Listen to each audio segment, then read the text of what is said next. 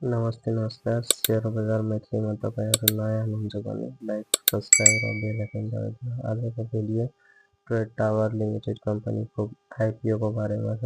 योमा पहिलो दिनमा कति आइपिओ पर्यो, कम्पनीमा कति जनालाई पर्छ भन्ने कुरा सबै जानकारी दिन्छु। यो फर्स्टमा ट्रेड टावर लिमिटेड कम्पनीको आइपिओ खुलेछ 32,96,505 किता अनि योमा सबैजनालाई 10 किताको पर्ने छ अनि 5 जनालाई 11 किताको दरले पर्छ।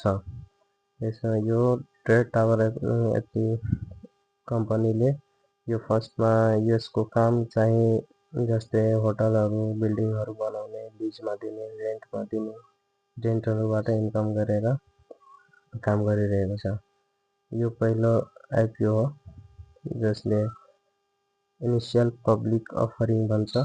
यो आम जनताको लागि निकालेको हो। यो भन्दा अगाडि फरेनरहरुको लागि निकालेर सकिसकेको, बाँडफाँड भइसकेको।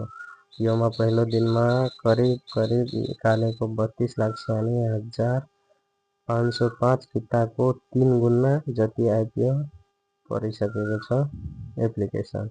अब त्यसमा कति जनाले पर्छ 10 किताको दरले को भाग्यमानी हुन्छ भने त्यो कुराहरु सबै अब एलोटमेन्टको बेला सबैलाई थाहा हुन्छ। यसको लागि यो भिडियोलाई लाइक गरे अरु यो रिजल्टको लागि सब्स्क्राइब गर्नु होला। सबै जानकारी यो च्यानलमा शेयर बजारको रिलेटेडहरु सबै जानकारी दिन्छौं।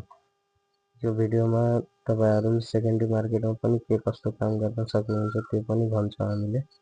त्यो कुरा ध्यानमा राखी मेरो च्यानललाई सब्स्क्राइब गरेर एक लाइक गरिदिनु होला। भिडियो मन पर्छ भने कमेन्ट पनि गर्नु होला। धन्यवाद।